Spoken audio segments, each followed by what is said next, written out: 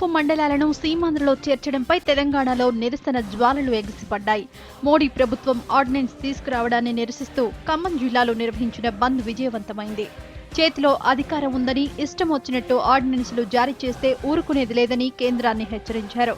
గిరిజనులను ముంచితే చూస్తూ ఊరుకునేది లేదని తెగేసి చెప్పారు టీఆర్ఎస్ నేతలు. ఇప్పుడు ఒకటి అండి, కేవలం అధికారం ఉంది కాబట్టి మేము ఏమైనా చేస్తే చెల్లుతుందనే ధోరణిలో ప్రభుత్వాలు ఉంటే అవి ఎన్నో రోజులు కూడా మనుగడలోకి ఉండవు. పైపచ్చి ఇక్కడ ఆదివాసుల యొక్క ఆకాంక్ష ఏంటి, వాళ్ళ కోరిక ఏంటి కూడా తెలుసుకుని ఉండాల్సిన అవసరం ఉంది. అవేమీ లేకుండా కేవలం పవర్ ఉంది కాబట్టి మేము ఏదన్నా చేస్తామని చెప్పి మొన్నటి వరకు కూడా కోడ్ ఉంది, కోడ్ అయిపోయిన వెంటనే ఇటువంటి చర్యలకు పాల్పడడం అనేది కూడా గిరిజనులు ఎవరు కూడా సహించలేని విషయం. అటు పోలవరం ప్రాజెక్టుకు వ్యతిరేకంగా భద్రాచలం ఎమ్మెల్యే సున్నం రాజయ్య ఆమరణ నిరాహార దీక్షకు దిగారు.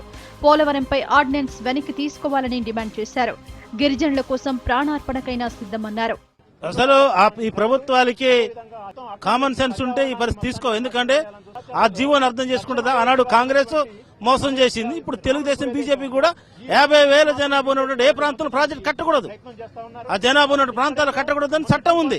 దాన్ని వల్ల తుంగలో తక్కి గిరిజన చట్టాన్ని, గిరిజన హక్కుల్ని, 107 చట్టాన్ని, షెడ్యూల్ ఏరియా అని, 5th షెడ్యూల్ అని, పీసా చట్టం తుంగలో తక్కి ఈ రోజు నాటకం ఆడుతుంది. కాబట్టి పోలవరం ప్రాజెక్టు గురించి మాట్లాడే హక్కు లేదు. ఈ ప్రాంతాన్ని సీమాంధ్రలో కలిపేదాన్ని మేము తీవ్రంగా వ్యతిరేకిస్తున్నాం. టీఆర్ఎస్ ఇచ్చిన బంద్ పిలుపుతో పాలమూరు యావత్తు కదిలింది. ఆదివాసీలకు జరుగుతున్న అన్యాయంపై గొంతెత్తారు జిల్లా ప్రజలు. కేంద్ర ప్రభుత్వ ఆర్డినెన్స్ కు వ్యతిరేకంగా టీఆర్ఎస్ లెఫ్ట్ పార్టీలు బంద్ లో పాల్గొన్నాయి. గిరిజనుల గురించి, ఆదివాసీల గురించి వీసా చట్టం ఉంది, 170 యాక్ట్ ఉంది. కేంద్రం కూడా ఒక హక్కు, ఒక చట్టం తీసుకొచ్చింది. పోలవరం డిజైన్ మార్చమన్నాం, నీళ్లు వాడుకోండి, సముద్రంలో కలిసిపోతున్నాయి నీళ్ళు చాలా వరకు.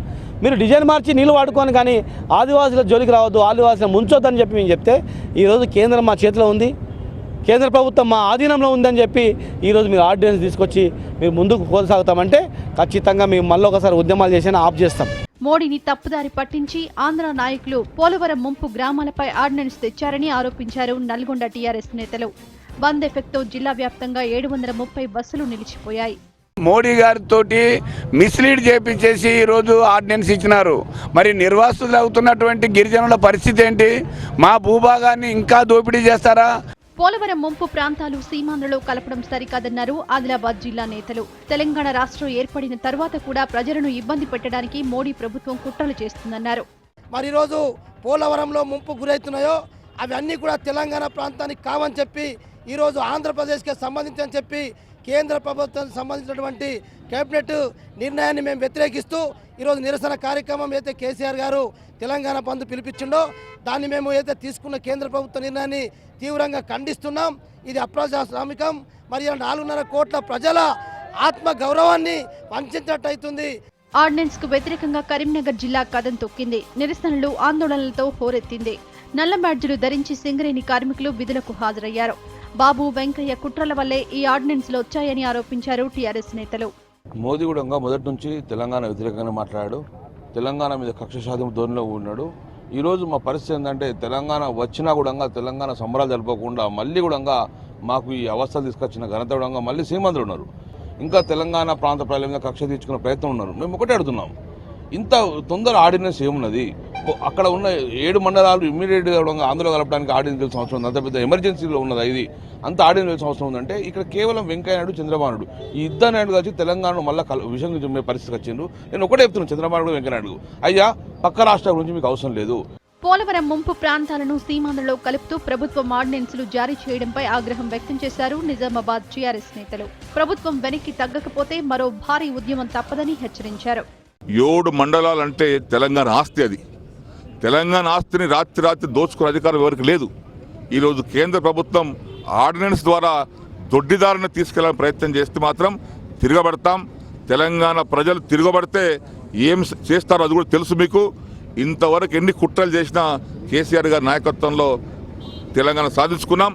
రేపు కూడా 7 మండలాలను తప్పనిసరిగా అవసరం వస్తే సుప్రీంకోర్టుకు వెళ్ళైనా సరే రాష్ట్రపతి గారికి మరొకసారి కలిసి ఈ యొక్క ఆర్డినెన్స్ రద్దుపరచమని, ఆర్డినెన్స్ ఆమోదించవద్దని చెప్పేసి కూడా డిమాండ్ చేస్తాం.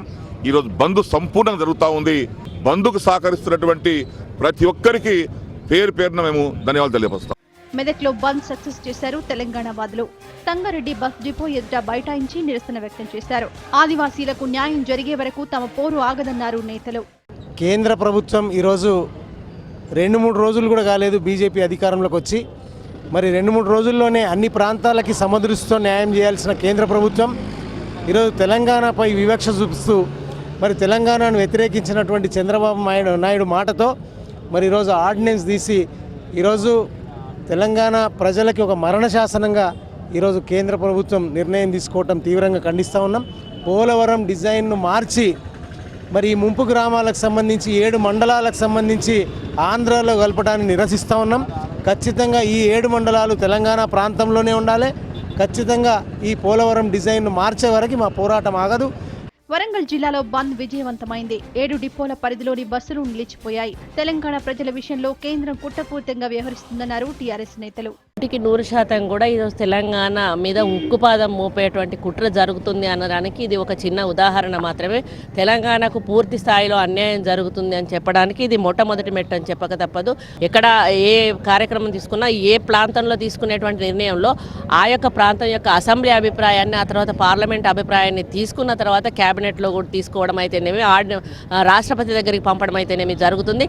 ఈరోజు దాన్ని వైలేట్ చేస్తూ, ఈరోజు ఆర్టికల్ 3ని కూడా వైలేట్ చేస్తూ ఏదైతే డైరెక్ట్గా కేంద్రంలో ఉన్నటువంటి క్యాబినెట్ ఒక కార్యక్రమాన్ని తీసుకొని అక్కడ ఆర్డినెన్స్ రూపంలో ఈరోజు రాష్ట్రపతి దగ్గరికి పంపించి దాన్ని ఆమోద ముద్ర వేయించుకొని దాన్ని తెలంగాణ ప్రజల మీద రుద్దేటువంటి ప్రయత్నం చేస్తూ ఉన్నారో చాలా అప్రజాస్వామికం. దీన్ని ఖండిస్తూ ఈరోజు కేసీఆర్ గారు ఇచ్చిన బంధుకు ప్రతి ఒక్కరూ కూడా సంపూర్ణ మద్దతును ప్రకటిస్తూ ఉన్నారు. దీన్ని ఉపసంహరించుకునే వరకు కూడా పోరాటం చేయడం జరుగుతుంది.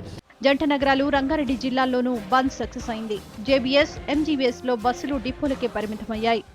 మోడీ సర్కార్ 60 సంవత్సరాలుగా దగాపడ్డ తెలంగాణ పిల్లల కళల్లో మరోసారి మట్టి కొట్టేటువంటి ప్రయత్నానికి ఒడిగట్టినట్టుగా మేము భావిస్తా ఉన్నాం. రాష్ట్రం వచ్చిన తర్వాత కూడా మా ఆంధ్ర ఆధిపత్యమే కొనసాగుతుంది, మా నిర్ణయాలే మీ మీద రుద్దుతాం, ఇంకా దోచుకునే ప్రయత్నం చేస్తామనేటువంటి ప్రయత్నం చేయడం అనేది ఇలా తెలంగాణ సమాజం భరించదు. ఎట్లా దీన్ని తిప్పికొట్టానో, ఎట్లా తెలంగాణ హక్కులు కాపాడుకోనో తెలంగాణ ప్రజలకి కొత్తేమీ కాదు. ప్రజల పక్షాన 1 ఇంచు భూమి కూడా వదులుకోవడానికి సిద్ధంగా లేము. ఇంకా ప్రభుత్వం స్పందించకపోతే న్యాయ పోరాటానికి సిద్ధమంటున్నారు తెలంగాణ వాదులు.